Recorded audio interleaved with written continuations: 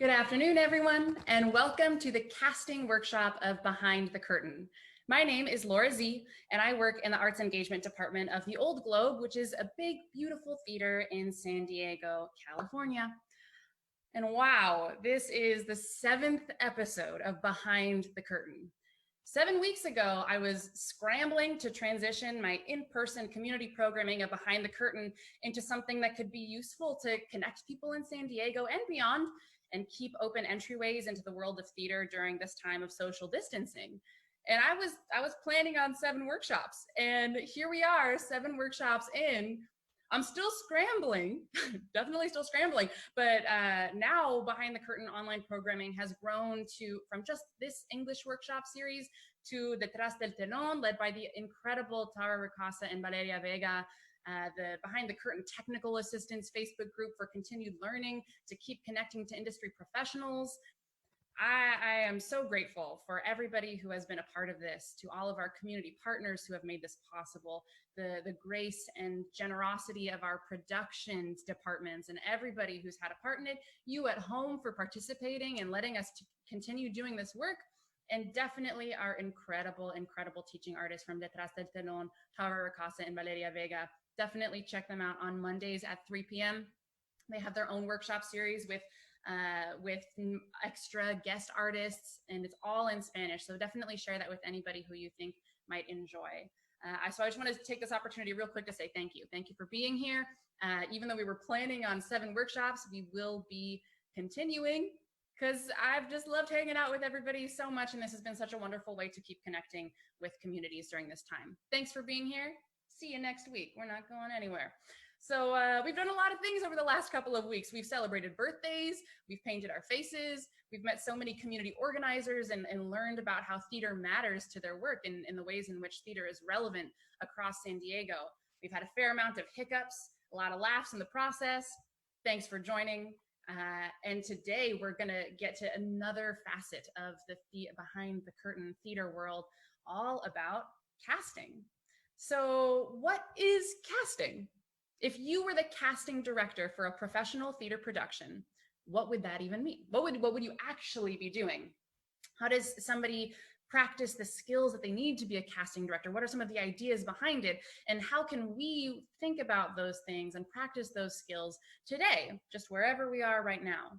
These are some of the things that we're going to be exploring today, along with trying out a casting activity all together. And we're going to be talking a lot. I know that in the past we've done a lot of crafty things, and casting, we're not doing as many crafts, but the way that you can participate this time is as we're having these discussions, right in the comments. As always, any questions that you have, go in the comments, but really any thoughts that you're having, any observations, any perspectives that you want to share, that is the way that we really want you to engage in this afternoon's workshop. So I'll talk to you very soon. I'll be checking the comment section for what you would like to share. So without further ado, I am so honored to welcome our casting director, guest artist, Lamar Perry, who uses pronouns he, him, his, here today. Lamar is the artistic associate at the Old Globe. He recently worked off-Broadway as the assistant director on the world premiere of Katori Hall's The Hot Wing King, directed by Steve H. Broadnax III, and was set to direct the world premiere of Watch Me by Dave Harris in UCSD's Wagner New Play Festival. Lamar previously worked as the producing associate at the Classical Theater of Harlem and joined the Old Globe 2.5 years ago. And today he's going to lead us through what it means to create casting in the theater. Hi, Lamar, welcome, and thank you so much for being here. Hi, Laura. Hi, everyone out there. Thank you so much for having me today. I want to start this in the way that we start all of our workshops, which is with a check-in. And so this is something that we can both share, you and I, Lamar, and also folks at home, weigh in. Here's our check-in question for the day. In a Broadway musical about your life, who would play you? And I am asking you watching, you, Lamar, everybody is gonna cast the Broadway musical about their own life. And it can be a theater actor, or it could be a film and TV actor, or it could be no actor. It could be someone who you've seen around sometime on the news and you thought, if they acted, they should play me. They remind me of me. I don't know if anybody's ever had that thought, but if you did, this would be a moment to put it in play in an activity. Lamar, in a Broadway musical about your life, who would play you? Totally. And thanks for clarifying, because for a second I was like, wait, Laura, the people don't know me to cast in my life. Right. Okay, so in some alternate version of me, I think that I'm like this big belty first tenor who like just sings down for the gods. So Alex Newell would have to play me. Like whoever's gonna do it just has to have the vocal capacity to sing down. And Alex is the perfect person. What about you, Laura? I feel that. I'm thinking now actually maybe Kathy Najimy, because she every time she comes into a performance, she's fun. She's so unafraid to be messy, and I really love that. Mm-hmm. That's what I'm thinking. So folks at home, definitely write in the comments, share with us in a Broadway musical about your life, who would play you? And there are basically no rules to this question. You can say whatever you want. So Lamar, we have a lot of things that we want to talk about today. But before we go any further, could you just real quick set a definition of casting for us? What is casting for theater specifically? Totally. Casting to me is the process in which actors are hired or cast essentially in roles for productions. I know that definition can sound a little bit reductive and a little simple for what I actually consider to be like a really important art form. But it's really the job of, on a human level, engaging with folks and trying to figure out who is best and what is best to tell a story. So to kind of demonstrate what you're talking about, we have a little bit of an activity that we want to check out now, yeah? Yeah, let's do it. All right. So there's a story that a lot of us are familiar with, the story of Romeo and Juliet. And there are older versions of the story in other cultures, but Romeo and Juliet, these star-crossed lovers, this is the show that we're thinking about casting for. Yeah, Lamar? Yeah, I think for the sake of our conversation today, it's going to be really helpful just to like think about one production as we're moving through things. And Romeo and Juliet, especially since we just produced it, feels like a really universal story that we all tend to have some knowledge or interaction with. Yeah.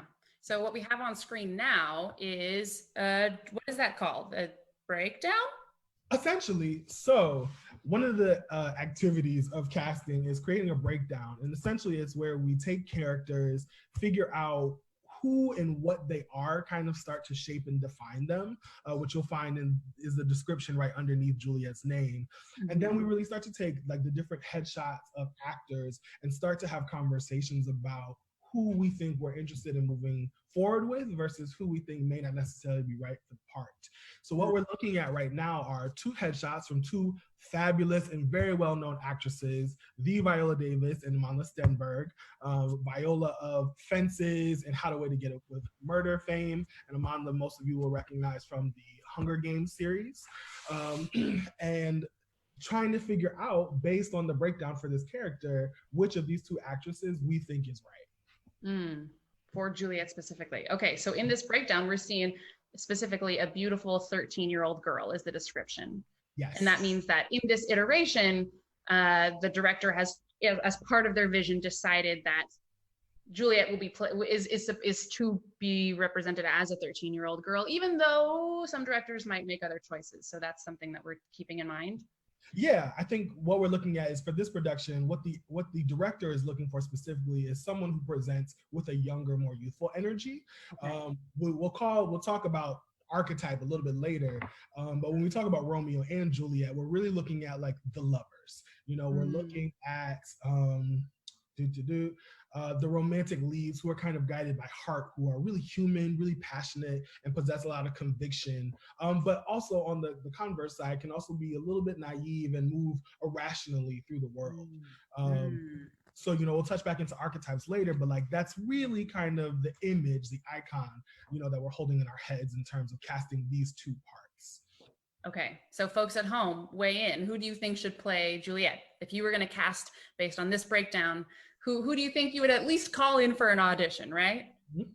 Okay. Totally. I think some things to consider, Laura, are, you know, looking at this breakdown, part of what it does specify is age, and less important is like a person's physical age, because that's not necessarily what we're asking. But I think it's all about the energy. You know, like who do you think of these two could bring like a more youthful spirit and energy that fits, you know, this archetype of the lover? The beautiful thing about both of these actresses is, you know, they have such a diverse and powerful toolkit that we've been able to watch throughout the course of their careers. But just based on trying to find who we think could tell this story best for this character, that's really the consideration that we're holding in our head. So you know, it's really touching on not commenting on the talent of either one, and not really being specific about who we think will play it the best, but thinking about who in their humanity will lend themselves the most to the part and what it asks for.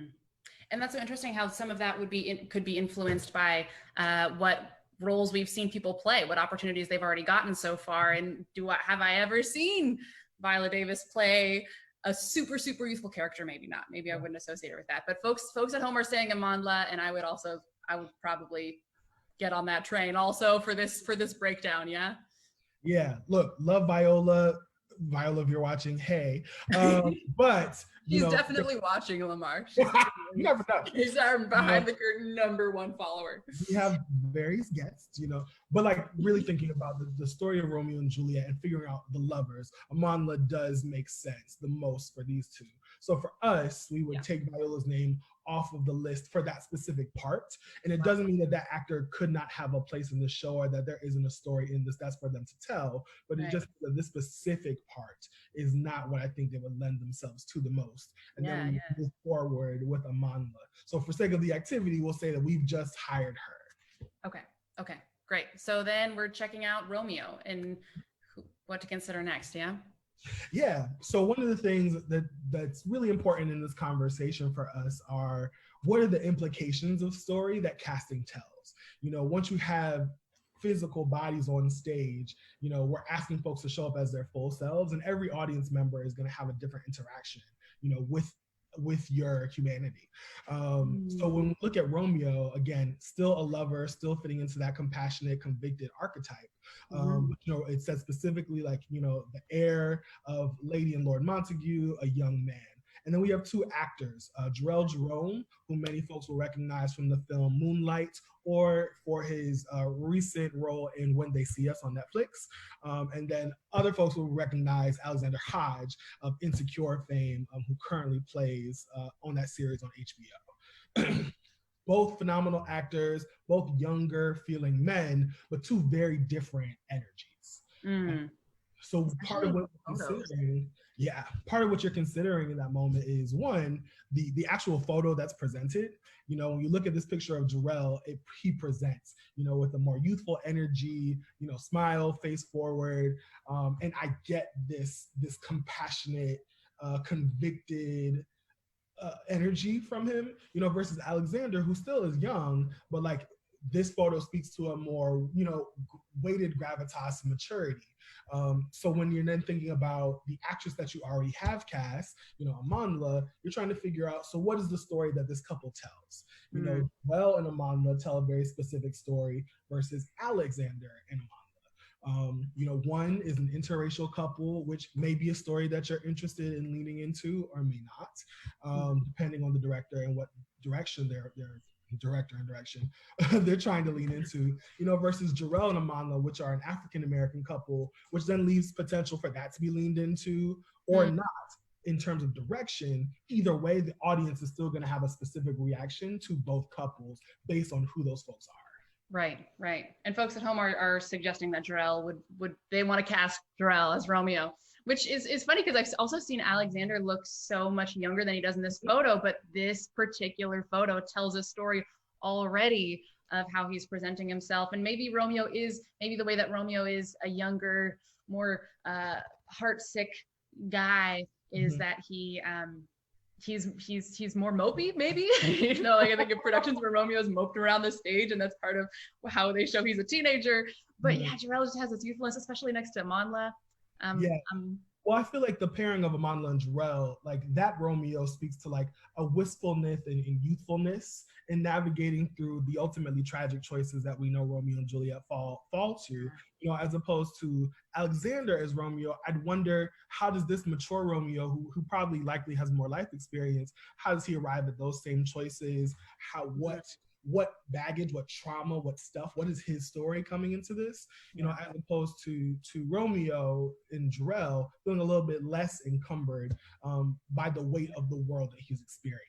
That's so interesting, that I have to be able to believe that whoever is cast will commit the actions that they do throughout the story, and that I believe that they're actually doing it, that they actually were in a frame of mind that they were able to make those decisions. Right. And Laura, I think it's really important to highlight that all of this conversation is subjective based off of photos. All of this is happening, and all these conversations are happening behind the scenes before you ever even get into a room with the person.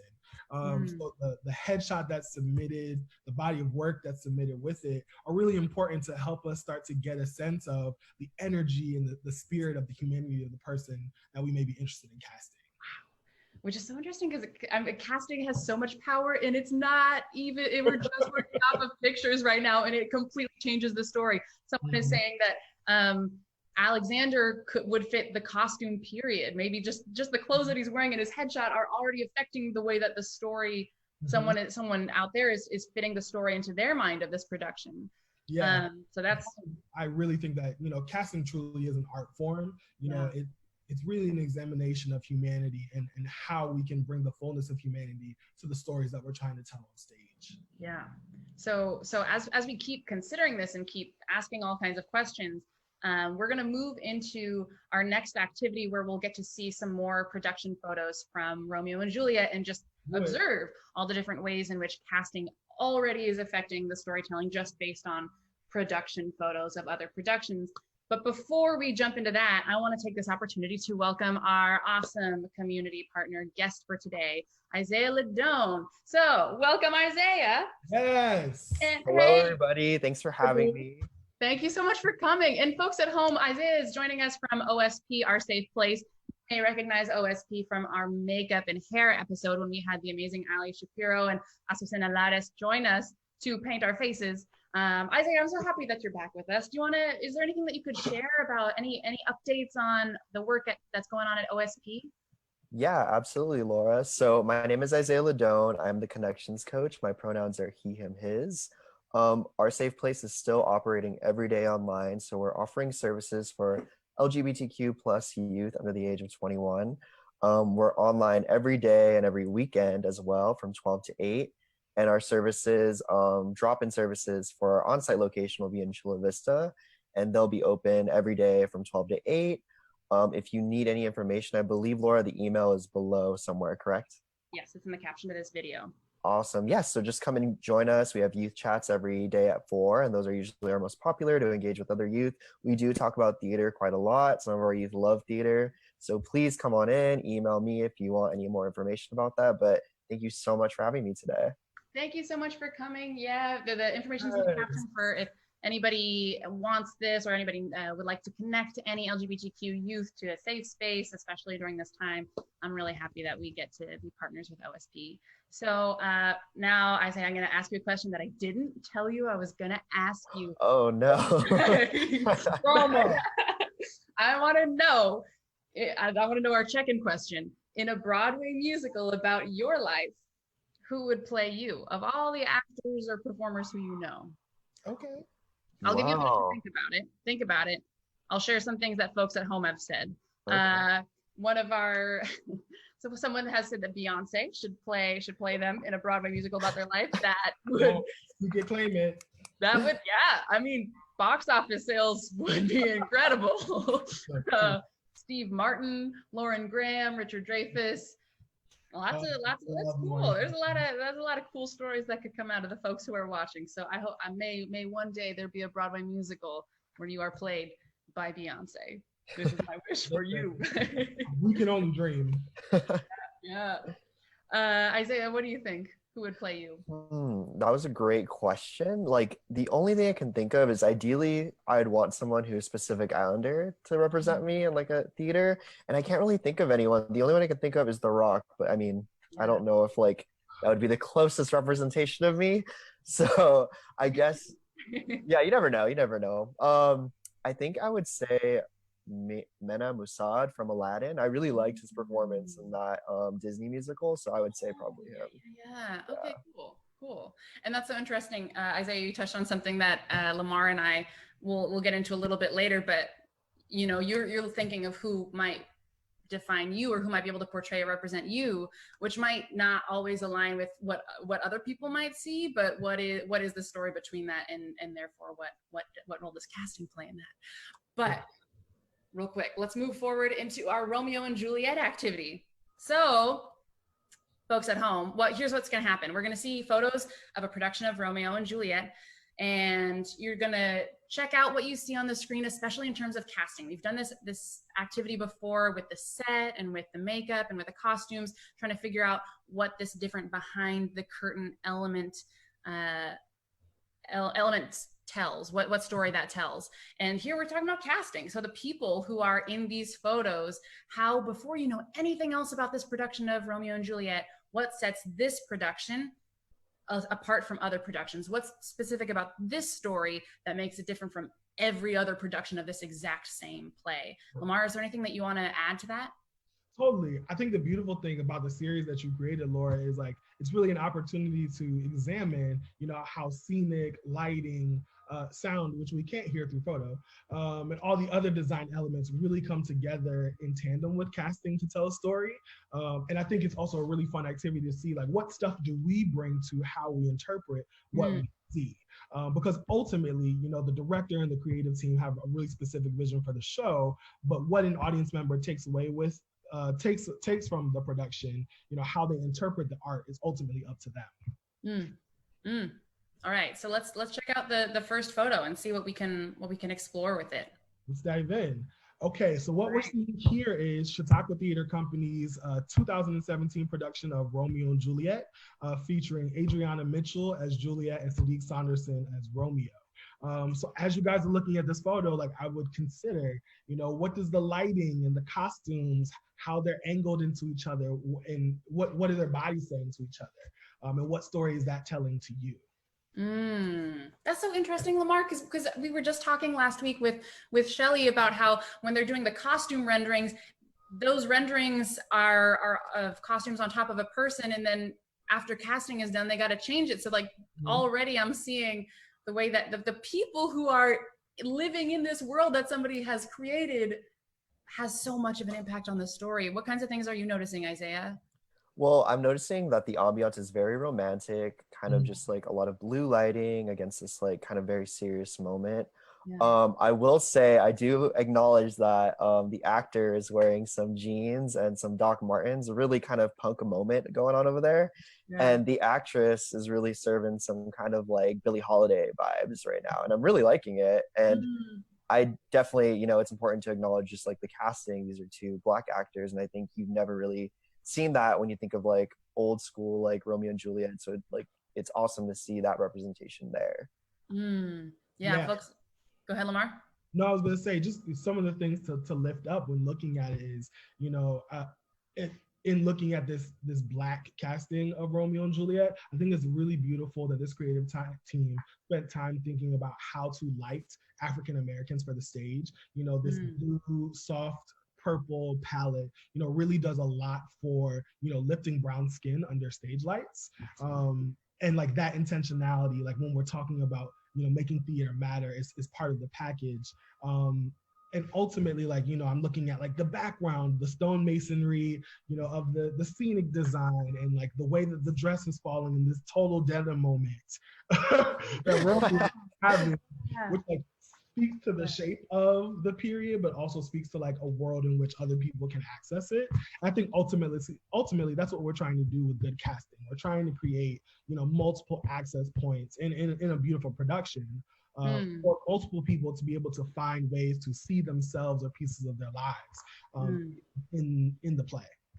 Yeah. What is important about that? Why do you want people to be able to see their lives and see themselves in the play? Totally. I mean, for me, it comes back down to like, how do we relate to each other as humanity?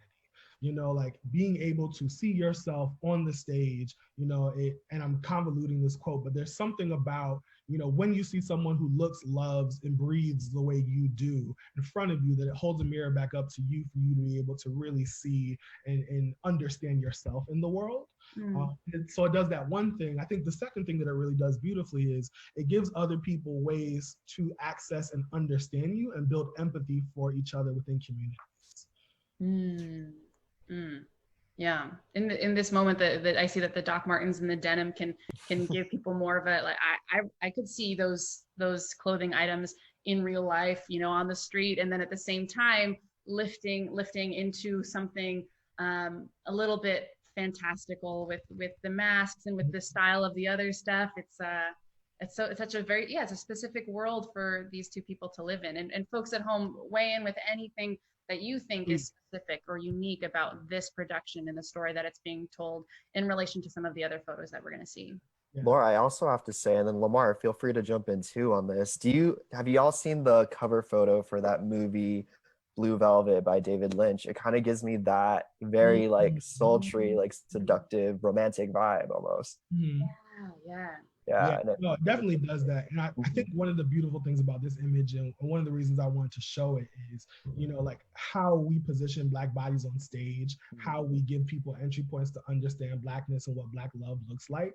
You know, I think the beautiful thing about Romeo and Juliet is it's a story that we all can enter and understand, but this specifically, I think, does something to de-escalate the violence, the trauma, and the pain that Black bodies often experience, and gives people other ways to have conversations about how Black people and people of color are represented and how we experience the world. We love and feel pain and tragedy, you know, just like you, regardless of all the various boxes that fit within our intersectionality. And what you were mentioning, even on a micro level of how this can play out in the story, the lighting and the way of lighting for darker skin. The lighting designer could have said, well, this is Romeo and Juliet. I'm going to just light this the way that I would, you know, just kind of across the board. This is my lighting design, and it's just going to go on whoever is there. But the Romeo and Juliet are part of the story, and to have the, you know, the importance. I haven't thought before about the importance of a lighting designer also taking that into account, and how much interaction there is between different design elements with casting specifically, which we've kind of been leading up to until this point. Yeah. So let's see if we can check out the next photo, the next production. Great. So what we're now looking at is the Broadway revival of Romeo and Juliet from 2013, featuring Orlando Bloom and Condola Rashad. You know, some things to look at when you're considering this photo, especially in contrast to what we just saw, is, you know, this is definitely an interracial couple. You know, whether or not it was intended in telling that story, there's definitely going to be someone in the audience that's questioning that. You know, look at their clothing, look at the construction of the scenery around them.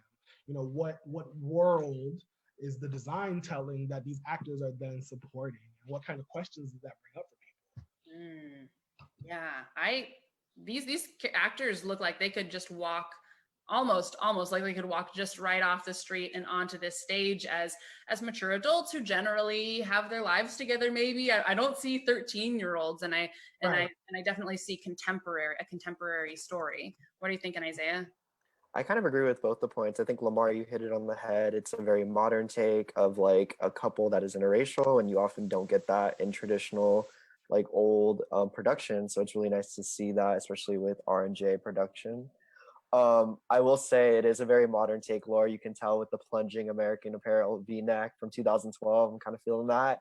And then just like they have matching vibes going on. There's like a Titanic kind of esque like photo setting going on here.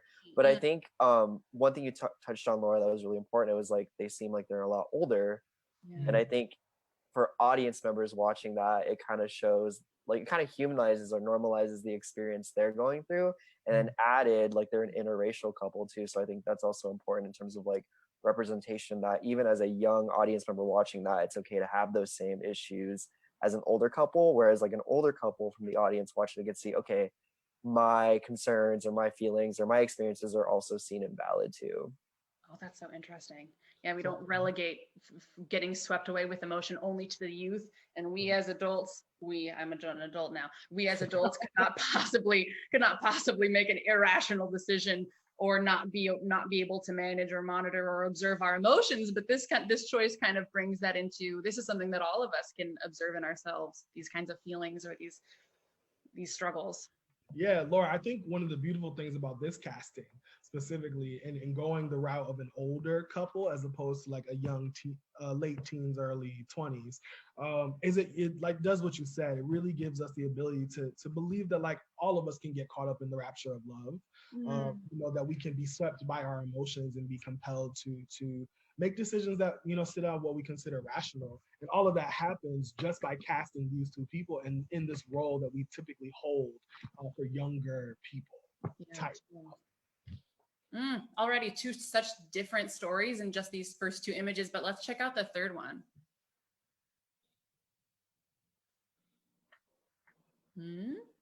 Maybe not. Maybe we just do two. Hey, there's another one. Magic. So what we're currently looking at is a production that's actually near and dear to my heart because I got to work on it. Is the Classical Theater of Harlem's production of R&J, which is an adaptation of Romeo and Juliet, featuring Sheldon Best and Natalie Paul.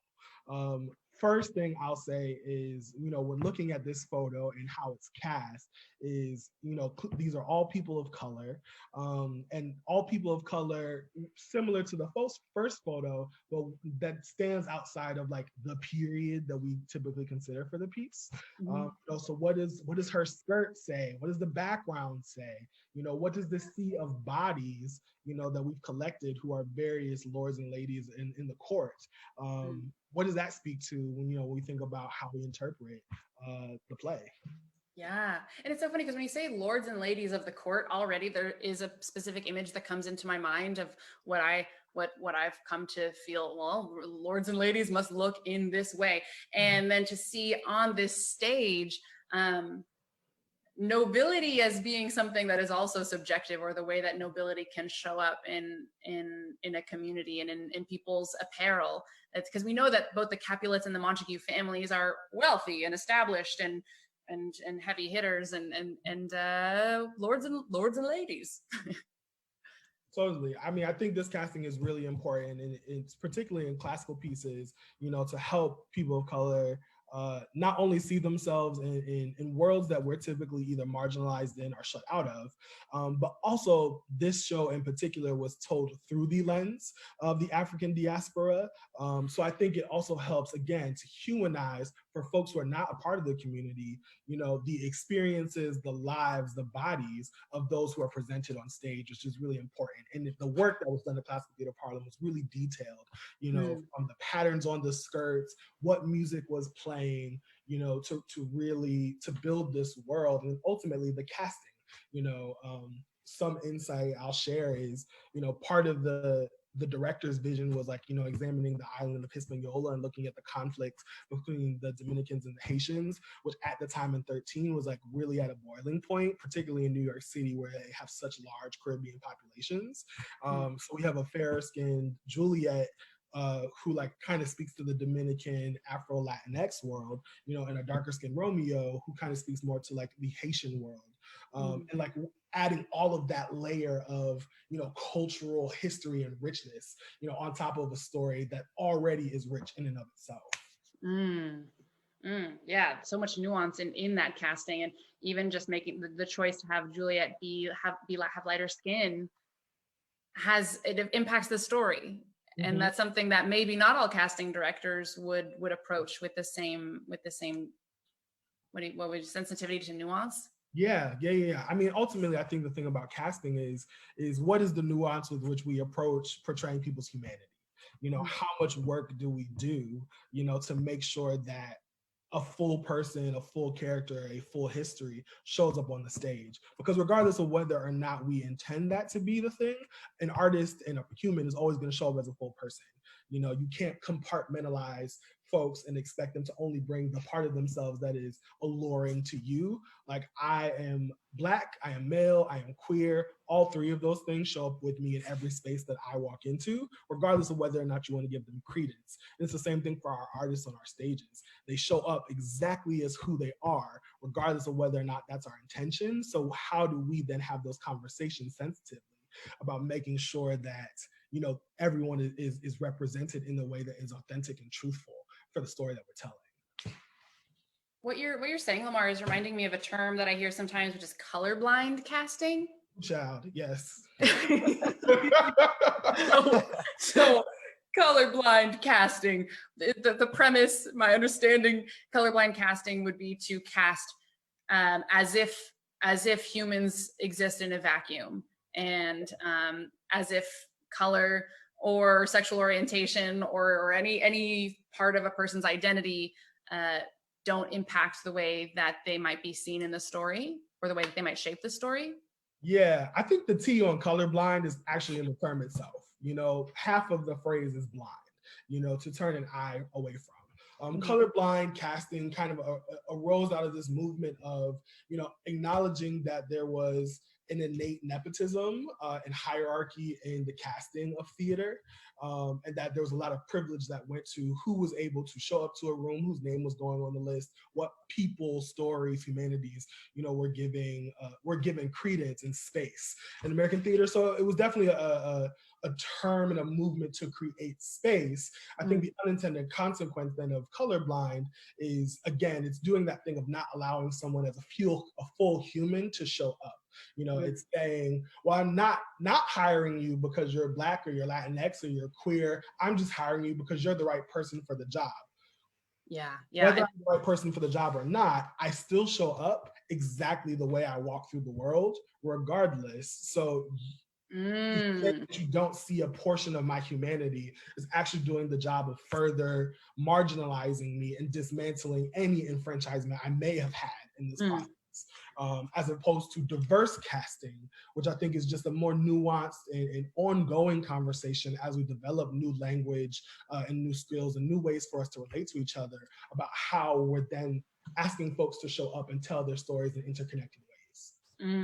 So in this picture in particular, the story that develops with Juliet having fairer skin, a colorblind casting, and I guess it wouldn't necessarily be colorblind, but if it was just, okay, we're calling all Black actors, and it was just across the board, that was who was being cast without more nuance, that whether it was intentional or whether it was unintentional, people's skin tone would still affect the story. Maybe not to everybody, maybe not to everybody who's sitting out in the audience, but to people in the audience that might affect the story. So it sounds like we could kind of either choose, either we're going to cast and people's race is intentionally going to shape the story, or we're going to cast colorblind and that will still shape the story. It will just be in a less conscious way, in a less intentional way, and therefore that might be kind of room for biases to show up that will still influence the story and still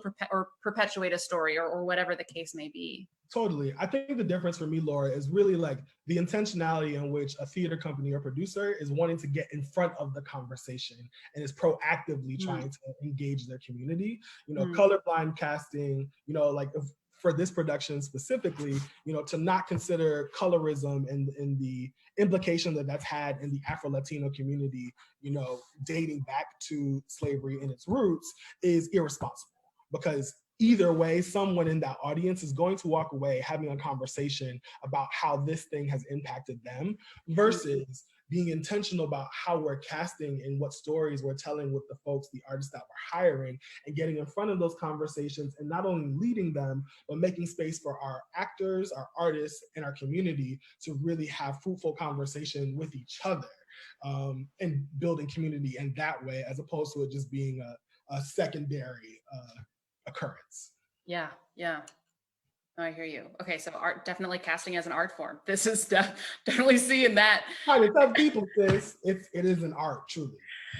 Can we see? Let's check out the last photo and see if what more stories we can get. Okay, what production is this? Okay, well, both of us are familiar. This is the Old Globe's 2019 production of Romeo and Juliet, directed by our inoffensive Viterbi artistic director, Barry Edelstein. And we're currently seeing on stage Aaron Moten as Romeo and Louisa Jacobson as Juliet.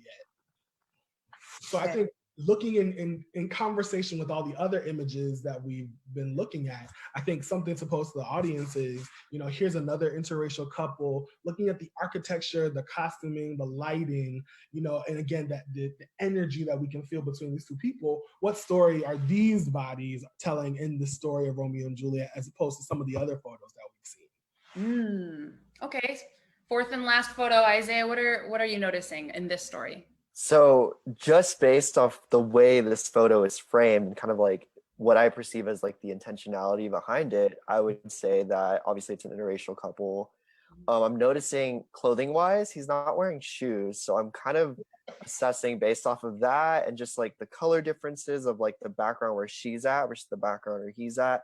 And then I see some kind of like town backdrop in this like foreground. I assume that they're making some kind of narrative about this interracial couple that may come from different socioeconomic backgrounds or classes, and that's definitely a conversation that is being had in this country right now. So that's kind of the intentionality I'm seeing behind this photo and casting, but I could be wrong. So I really am excited to hear what went on with this Old Globe production. And that's so interesting how you just mentioned the set and the costumes and the lighting all as having a really influential part in shaping the story that you saw. That then with the casting is just like this whole thing. And we just saw this vision. Everybody, we know the Romeo and Juliet scene where she's up on a balcony, he's down below. And in theory, even the positionality too and the lighting. But it's so specific. It's so specific and different from any of the other images that we just saw about the story that's told with this casting in relationship to all these other design elements. Totally. So I will say, guys, that this is a little bit of a trick photo. One, because this is a production that I got to work on and I know the director. So the casting for this production of Romeo and Juliet was mixed race across the board. So the comment wasn't necessarily about having an interracial couple and examining, what does that do to have the Montagues be one thing and the Capulets be another. All of the actors in the show were mixed race, and it really was about lifting the humanity of the folks who are on the stage to give multiple entry points and multiple access points for folks to really understand and feel connected, to this romantic tragedy that we're watching. But I think the thing to point out, Laura, is that even in having that be the guiding vision for the production, what we show up with when we see these actors on stage still influences what we walk away from the production with. So our implicit biases, our own thoughts are formed just based on images that we see. So I think it just, again, proves why casting and casting choices are so important. It's such an art form, because regardless of what your intentionality is, there's always going to be various interpretations of the art that's been produced. My big takeaway so far is that casting cannot happen in a vacuum. No. And that you can neutralize it as much as possible, but it's interesting because Lamar, you and I both know that just in front of Romeo's feet there's this big sandbox, and he's just on the beach, and that's why he doesn't have shoes on. But it's so funny how there's so much other cultural and historical baggage that we bring into every single production that shapes that. So it's a La Jolla story, is what I'm hearing. It's a La Jolla story. It definitely had a lot of San Diego in its heart, a lot of California coastal. But it ultimately was like a really beautiful production that I think really just lifted the humanity of the people that we were watching without forcing us to engage in like existential discourse of like who they are and what does that mean to each other. Because sometimes you really would just want to be able to believe that like your neighbor is your neighbor, and I just have to love you for who you are, and that we can just exist in the world together. And what you're talking about earlier, Lamar, about access points and about people being able to see themselves in the show. What is important about representation? Why is it important to have the casting and all these different design elements tell a story that people can harness, kind of? You know, Laura, I think for me, like representation is so critical in the casting and in the producing of theater, in the art of it, and for a litany of reasons. Um, what you want to do is create a production where there's multiple access points, and by access points, like I mean something for me that like evokes a sense memory. You know, it could be a smell, it could be the physical appearance of a person, the texture of a fabric, you know, a sound, like something for me, like there could be a production where, you know, a woman is cooking in the kitchen, you know, on Saturday morning, making breakfast for her family. That is going to evoke like such a specific memory for me in my life and how I've walked through the world. You know, so we're building in all these different points so that the story means more than just consuming theater.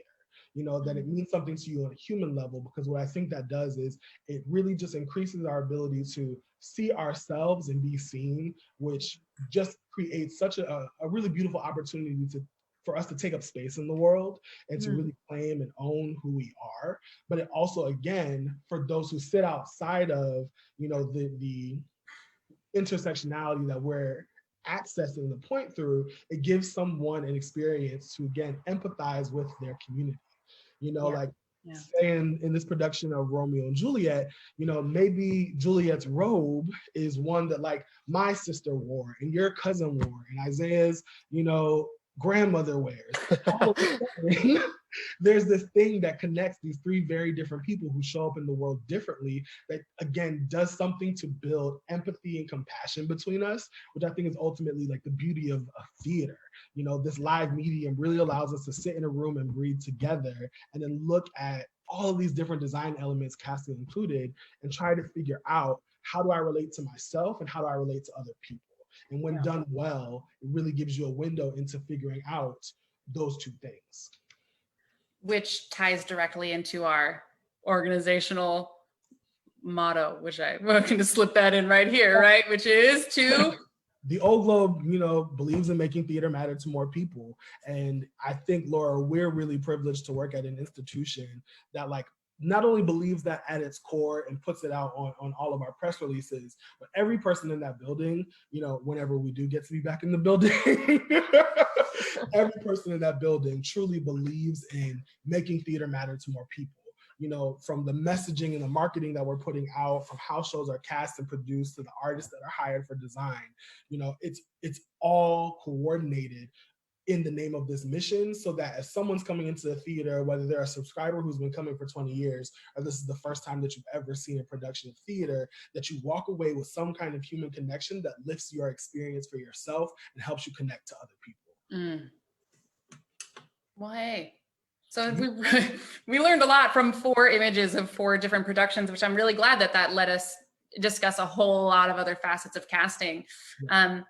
Any final thoughts or reflections on those 4 images?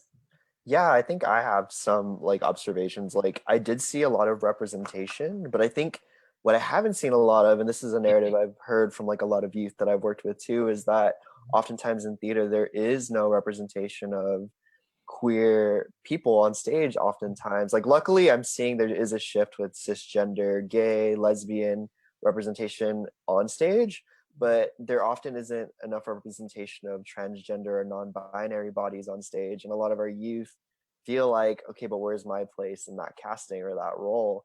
And this even is amplified in POC and Black communities as well too. That's so interesting that Romeo and Juliet is this household romance love story, and what happens when that love story does not include queer folks. Yeah, I mean, Isaiah, to touch on that, I think for me, that's why it's so important to distinguish between colorblind casting and diverse casting, because colorblind casting also reduces us to just, you know, our race and ethnicity, and we're so much more complex than that. We show up than that. As a queer person myself, like it's something that I'm pushing, and diversity for me extends the grace for us to continue to have conversation and learn as we develop new language and new relationships to different groups of people. You know, the American theater 10 years ago, 20 years ago is vastly different than how it is in 2020, COVID-19 not included.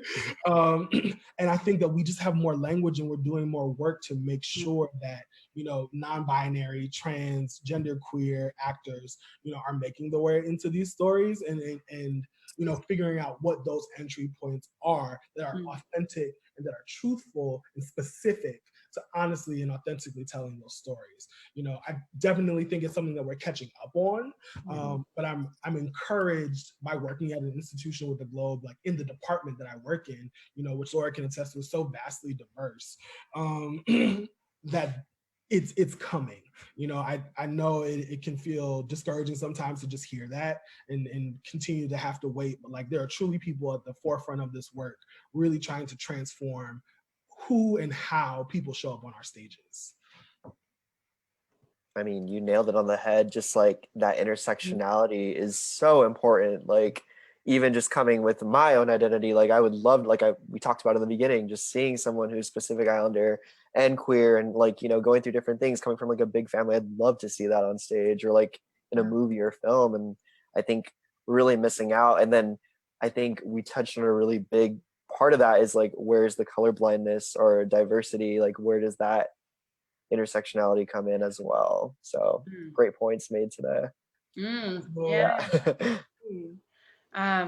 Well, thank you so much for joining us, Isaiah. I'm really Absolutely coming on, and I hope to see you soon in one capacity or another. Yeah, like I said, we're open every day of the week. Feel free to join in. The agency I work for, South Bay Community Services, they're also doing food drives as well down in Chula Vista. You can check out their Instagram handle at South Bay Community Services, and we'll have all the information there as well. But thank you so much, Laura and Lamar. I really appreciate being on today. Thank you. Thank you. It was so lovely to have you join us. Thank you. Thank you so much. So, Lamar, we have 9 minutes left. I know, I was just looking at the clock.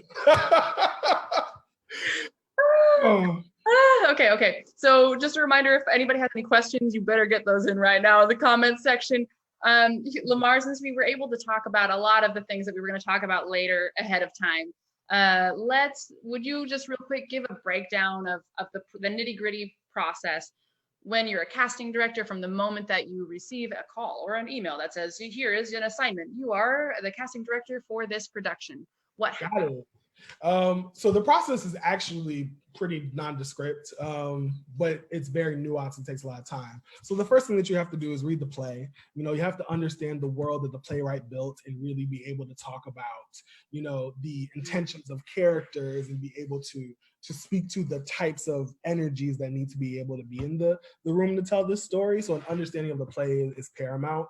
That also then gives you steam and energy to really do the next step of the process, which is, talking to the director and, possibly other members of the creative team, about what the vision for this story is, what comment what comment and point of view is had about the production, because from there you then go back and you make lists, based on understanding the play and understanding the director's vision and point of view. Here are the folks that I can recommend that I know that I think might be fit for it. Let's have a conversation about them. And then we kind of do like an idea merge of, here's who I like, here's who I think is right, here's whose energy I'm interested in, here's people's energies. And then from there, we start to move through the casting process, which involves, making direct offers to folks, where essentially you communicate with someone directly or their agent, and they have the potential to either accept or decline a role, or you hop into auditions, which is probably the more broadly known process, where actors are coming in, whether they've been called in or it's an open submission, to audition material in front of the director, the casting director, and the rest of the team, and then looking at that entire pool of folks and figuring out who energetically amongst the rest of the jigsaw pieces of a cast that you have makes the most sense for you. And just in that nutshell of a process that you just went through for us, it's amazing to think of all of the discussion that we just had fitting into that process and being an integral part of that process. So what I would love to do, if we could go ahead and check out that list of archetypes. We're talking about type, and what are we looking at up here on the screen, Lamar?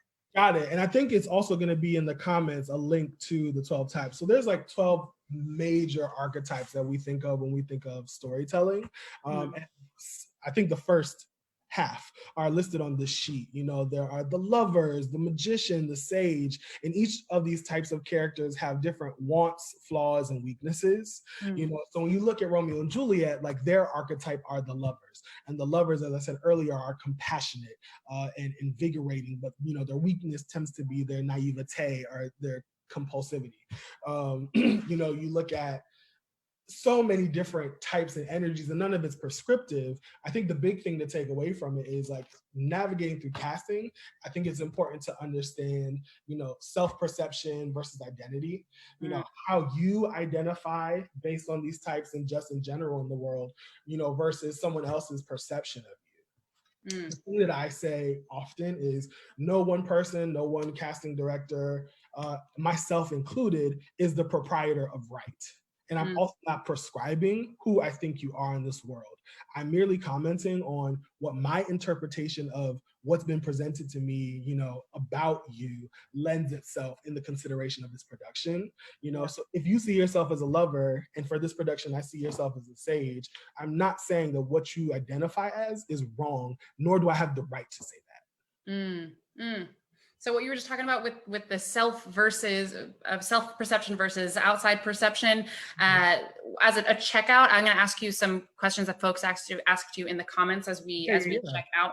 But something that I want to invite folks at home to participate in as a checkout exercise, thinking about these archetypes or thinking about generally how people perceive each other.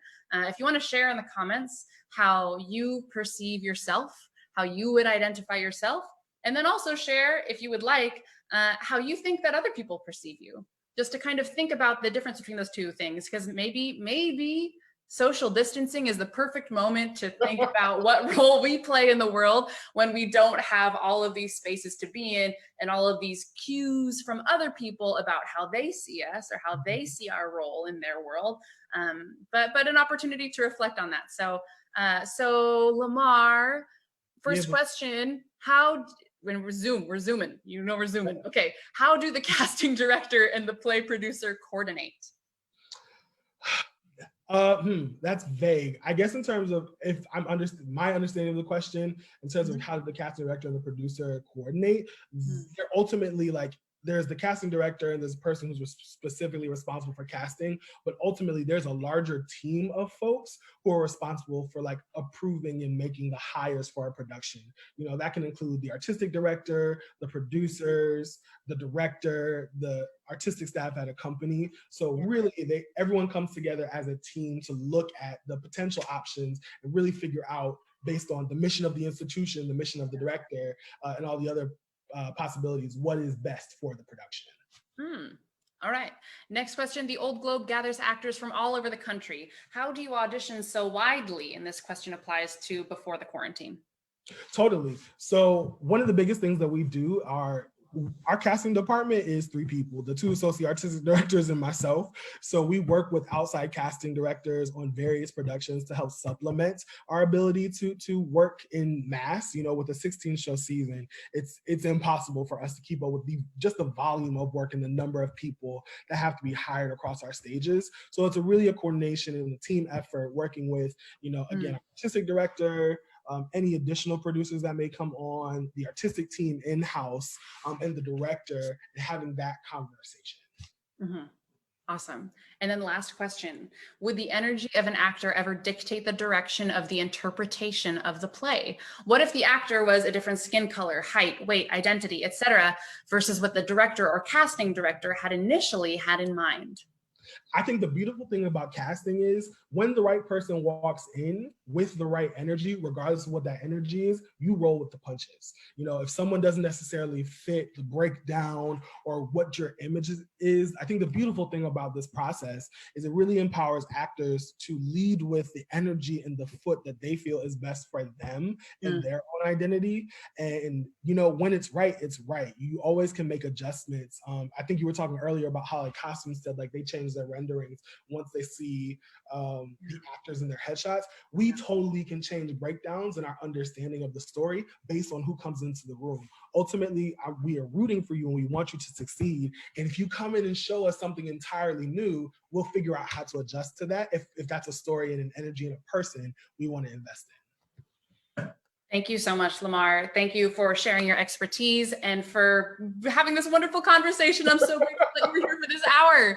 And folks at home, all the world's a stage. Shakespeare himself said it. So take this opportunity in quarantine to cast yourself, or to give yourself a type, or think about how you perceive yourself versus how other people see yourself. There's no one around that can't tell you you're wrong. Okay. Hey, so thank you so much, Lamar. Thank you so much to you at home for watching and participating. If you would like to join me on Friday, I'll be having special guest Mickey Vale on Word Up. We're going to create a rap all together. And as always, if you want to support our work, there's a link to donate in the caption. But thank you so much for joining us. It's been a joy, as always. Take care. See you next week.